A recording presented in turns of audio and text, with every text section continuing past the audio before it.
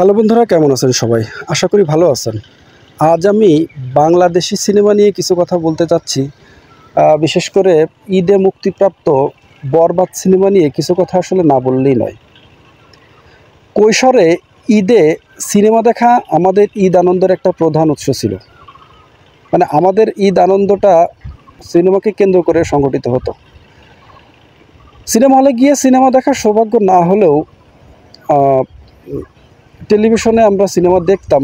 ঈদের দিন দুপুরের খাবার শেষ করে সিনেমা দেখতাম। এভাবে আসলে শুধু ঈদের দিন না, ঈদের পরেও কয়েকটা দিন আমাদের মাঝে এই সিনেমাকে কেন্দ্র করে একটা অন্যরকম আনন্দ বয়ে যেত। কৈশোর প্রিয় যখন সিনেমা হলে গিয়ে সিনেমা দেখা শুরু করলাম, ততদিনে আসলে বাংলা সিনেমা মৃত্যুর দিকে ধাবিত হয়েছে। পাশাপাশি সিডি, ভিসিডি এগুলো চলে আসলো। এভাবে আসলে বাংলা সিনেমা দেখা একেবারে বন্ধই হয়ে গেল, বাংলাদেশি সিনেমা দেখা। এটা আসলে আমি আমার কথা বলতেছি, তবে শুধু আমি না, আমার মতো অসংখ্য মানুষ এভাবে বাংলা সিনেমা দেখাই বন্ধ করে দিল। আমি সর্বশেষ মনপুরা সিনেমাটা যতদূর মনে পড়ে সিনেমা হলে গিয়ে দেখছিলাম। এরপরে আসলে আর কোনো সিনেমা হলে যে দেখা হয়নি। মাঝে মাঝে কিছু সিনেমার নাম কানে ভেসে আসলেও যখন আগ্রহ ভরে আর কি দেখতে বসতাম, দেখতাম যে এসব কাহিনী দেখে দেখে আমরা অনেক আগেই দেখে ফেলছি, বড় হয়েছে এসব কাহিনী দেখে দেখে। তারপরে তাদের আসলে অভিনয় দেখে আর ইচ্ছা করতো না যে বাংলাদেশি সিনেমা দেখি। যাই হোক, এভাবে বাংলাদেশি সিনেমা দেখা আসলে বন্ধ হয়ে গেল বলতে গেলে। কিন্তু এই মন পড়ার পর প্রথম কোনো সিনেমা দেখলাম, যা দেখে আসলে বাংলা সিনেমা দেখার অন্যরকম একটা আগ্রহ তৈরি হয়েছে। আসলে হ্যাঁ, আমি বলতেছি বরবাদ সিনেমার কথা। এটা অসাধারণ একটা সিনেমা হয়েছে। বাংলাদেশে যে এরকম একটা সিনেমা তৈরি হতে পারে তা আসলে বিশ্বাসই হচ্ছে না আমার কাছে। সিনেমার যে কনসেপ্টটা, অর্থাৎ যে কাহিনীটা আসলে দাঁড় করানো হয়েছে এরকম, অর্থাৎ নায়ক নায়িকার যে রিভেঞ্জের ব্যাপারটা, এরকম আমরা অনেক দেখছি, কিন্তু জিনিসটাকে যে এইভাবে উপস্থাপন করা যায় তা এই প্রথম বাংলা চলচ্চিত্রে কেউ সাহস করে দেখাতে পারছে। অর্থাৎ নায়ক বা নায়িকাকে, বিশেষ করে নায়িকার কথাই বলতেছি আমি, নায়িকাকে প্রতিশোধ নিতে যে শেষ পর্যন্ত মেরে ফেলা, এত বড় সাহস আসলে আর কোনো সিনেমাতে কোনো পরিচালক দেখাইছে বলে আমার মনে পড়ে না। আমরা দেখছি নায়ক নায়িকার ভিতর ভুল বোঝাবুঝি হয়েছে, তারা রিভেঞ্জে গেছে, একটা পর্যায়ে তৃতীয় পক্ষ এসে তাদের ভুল বোঝাবুঝি দূর করে দিছে, ব্যাস হ্যাপি একটা এন্ডিং হয়ে গেছে। এরকম সিনেমা দেখে আসলে আমরা অভ্যস্ত ছিলাম, কিন্তু এভাবে যে হতে পারে এটা প্রথম বাংলা সিনেমাতে আমার যতদূর যা মনে পড়ে। তার চেয়ে আরও বিশেষগুলো আমার কাছে সিনেমাটার প্রতিটা স্টেজে যে পরে কি হবে এটা বোঝার কোনো উপায় ছিল না। আমি যেটা ভাবতেছি যে এটা হতে পারে, কিন্তু দেখতেছি অন্য কিছু হয়ে যাচ্ছে। সেরকম একটা ব্যাপার হচ্ছে, মিশা সওদাগর যখন ওই একটা মহিলাকে হত্যা করলো, আমি ধরেই নিয়েছিলাম ওই নিতু হয়তো ওই মহিলার মেয়ে, কিন্তু শেষ পর্যন্ত পরবর্তীতে দেখলাম যে এটা অন্য একটা ঘটনাকে দাঁড় করানো হয়েছে এই বিষয়টাকে। আর সেটা নিয়ে সাকিব খান যে তাণ্ডবটা করলো, আসলে অসাধারণ ছিল ব্যাপারটা। এরকম বাংলাদেশে আর কোনো সিনেমাতে ইতিপূর্বে কেউ দেখায়নি।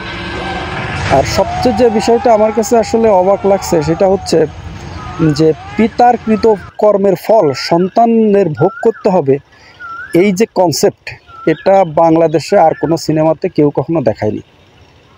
আমরা দেখছি ভিলেন হয়তো নায়ক নায়িকার পিতামাতাকে মেরে ফেলছে, পরবর্তীতে ভিলেনের মেয়ে বা ছেলের সাথে নায়ক নায়িকাদের সাথে আর কি প্রেম ভালোবাসা হয়েছে, পরবর্তীতে ভিলেনকে মেরে ফেলছে। এরকম সিনেমা আমরা দেখছি বহুত, কিন্তু এইভাবে যে মানে প্রেমিকের মাধ্যমে তার পিতার কৃতকর্মের ফল ভোগ করানো হবে, এরকম সিনেমা আসলে বাংলাদেশের ইতিহাসে ইতিপূর্ব কেউ কখনো দেখায়নি। আর যাই হোক, সব মিলে বরবাদ আসলে অসাধারণ একটা সিনেমা হয়েছে। আর এর জন্য আমি পুরো বরবাদ টিমকে সাধুবাদ জানাবো। আর তাদের কাছে আরও মানে অনুরোধ থাকবে, তারা আরও ভালো ভালো এরকম সিনেমা উপহার দিক, যেন আমরা পরিবার পরিজন নিয়ে সিনেমা হলে গিয়ে সিনেমা দেখতে পারি। আর বিশেষ করে তারা যদি ভালো ভালো আরও সিনেমা করতে পারে, তাহলে আমাদের নড়াইলের উদ্যোক্তারা হয়তো নতুন করে আবার আশা দেখতে পারবে নতুন একটা সিনেমা হল তৈরি করার। তাই আমি আসলে চাই তারা আরও অনেক ভালো ভালো সিনেমা উপহার দিক। আর সর্বশেষ একটা বিষয়ে আলোকপাত করে আমি আসলে আমার ভিডিওটা শেষ করতে চাচ্ছি, সেটা হচ্ছে সাকিব খানকে বেঁচে থাকতে হবে। বিষয়টা একটু কেমন হলেও আসলে হ্যাঁ, সাকিব খানকে বেঁচে থাকতে হবে। অর্থাৎ আমি সাকিব খানের দীর্ঘ আয়ু কামনা করতেছি। আল্লাহ সবাই বলবেন যে জন্ম মৃত্যু এগুলো তো আল্লাহর হাতে, অবশ্যই আমি সেটা অস্বীকার করার কোনো সুযোগ নাই, কিন্তু পাশাপাশি আল্লাহ চিকিৎসা এবং সতর্কতার ব্যাপারটা উল্লেখ করছে। বিভিন্ন দেশে আমরা লক্ষ্য করলে দেখি যে একজন নায়ক 60 বছর, 65 বছর, 70 বছর বয়সে ভালো ভালো সিনেমা উপহার দিচ্ছে। আর সেখানে আমাদের দেশের নায়ক বা শিল্পীরা যারাই যখন তার পিক পজিশনে পৌঁছায় তখনই মৃত্যুর কোলে তারা ঢলে পড়ে। এই বিষয়টা আসলে আমার কাছে মোটেই কাকতালীয় মনে হয় না। কারণ আমি লক্ষ্য করছি যে আমাদের দেশের নায়ক বা শিল্পী যারাই হোক, তারা যখন ভালো অবস্থানে যায় তারা একেবারে উচ্ছৃঙ্খল জীবনযাপন করে, তারা অতিরিক্ত স্ট্রেস নিয়ে ফেলে। এটা মান্না দেখেন, সালমান শাহ বলেন বা জসিম বা আর অন্য অনেকের ক্ষেত্রে এরকম হয়েছে দেখেছি। তো এই জিনিসটা আমার কাছে একেবারেই কাকতালীয় মনে হয়নি, কারণ এত বেশি তারা স্ট্রেস নেয় যে এই ধরনের দুর্ঘটনা বারবার ঘটার অন্যতম একটা কারণ বলে আমি মনে করি। যাই হোক, আমি সাকিব খানের দীর্ঘায়ু কামনা করতেছি, সে যেন দীর্ঘায়ু হয় তার, আর বিশেষ করে আর সে যেন ভালো ভালো সিনেমা উপহার দেয়, এই আশাবাদ ব্যক্ত করতেছি। আর বাংলাদেশের মানুষ আসলে সিনেমা প্রেমী, তারা সিনেমাকে ভালোবাসে, শুধু সিনেমা টেলিভিশনকে ভালোবাসে, বিনোদনকে ভালোবাসে। কিন্তু আসলে সে ধরনের ক্রিয়েশনের অভাবে বাংলাদেশের মানুষ বিদেশি চ্যানেল বলেন, স্টার জলসা, জি বাংলা এসবের দিকে ধাবিত হয়। এরকম সিনেমা আসলে তৈরি হলে আবারও বাংলাদেশের মানুষ সিনেমা হলে যাবে, সিনেমা দেখবে। আর এটা শুধু আসলে বিনোদনের ব্যাপার না, এটা বাংলাদেশের অনেক বৈদেশিক মুদ্রা সংরক্ষণ করতেও গুরুত্বপূর্ণ ভূমিকা রাখবে।